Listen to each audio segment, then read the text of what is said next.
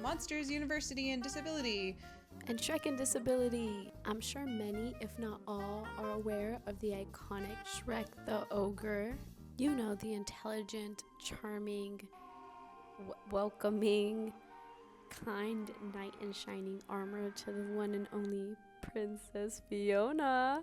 And if you haven't seen this iconic franchise, I suggest you go do that now. But Bea, if we're talking about Monsters, University, and Disability, why are we talking about Shrek? Before Fiona and Shrek professed their love for one another, the world used to view ogres as monsters, as others, but they fought against all odds and are now living their happily ever after together. And although Shrek, along with Mike Wazowski, don't have textbook disabilities, both characters portray people who aren't considered normal, who aren't considered enough, all for something they couldn't control. So Mike works his whole life to defy expectations and become a pro scarer. He gets accepted to a top scaring school, Monsters University. And Shrek going through hell and back to save the princess, including slaying a dragon. Where students taunt him endlessly about how he'll never be a real scarer. Let's be honest, boys. You're never gonna be real scarers because real scarers look like us. Beauty, oh, no ogres. Hansel and Gretel, no. Thumbelina, no. The golden bird, the little mermaid, pretty woman. No, no, no, no, no.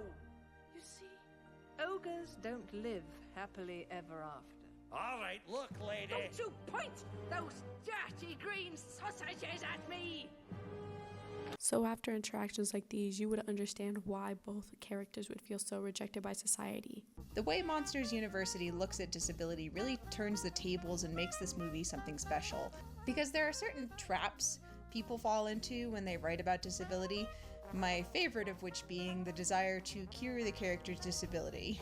Because now we have Shrek here contemplating whether or not he wants to take the potion, because he knows that it would turn him handsome, therefore good enough. When toys work any other way than the way they're supposed to, as a brand, they have to be fixed by the end of the film, or else they're as good as dead.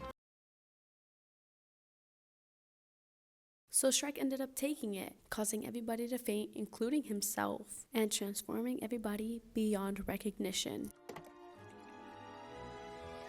Once they were cured, they were treated completely differently by society, which teaches the audience that the moment you change everything about yourself, the moment you can finally mask your disability, is the moment you'll finally be accepted. Gabby, who was never given a voice box, to show that you don't have to be made the same way as everybody else to be loved, the movie gives Gabby a voice box, which allows her to behave like any other Gabby would, and plays a crucial role in helping her find a loving kid. I'm Gabby. Will you be my friend? I'll help you. What?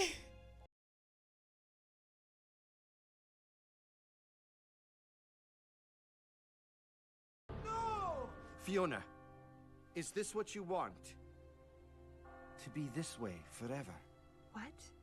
Because if you kiss me now, we can stay like this. You do that? For me? Yes.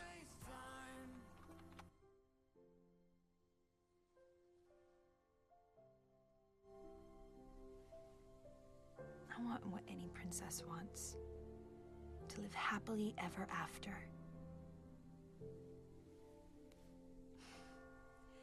With the ogre I married. And this crucial decision would decide Whatever you would be happens, accepted for who you I must really not are. cry. You cannot make me cry. I was just as emotional because Shrek really got his happy ending. He didn't have to change anything about himself to still be loved. And that's beautiful. Because kids will have to deal with the reality that, yeah, sometimes there are things you can't do when you have a disability. Sometimes having a disability isn't pretty or cool. It's hard.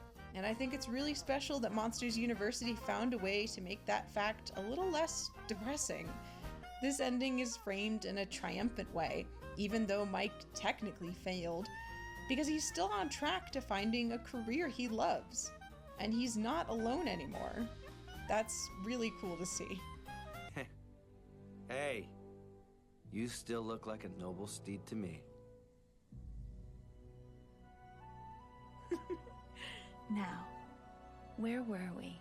Oh, I remember.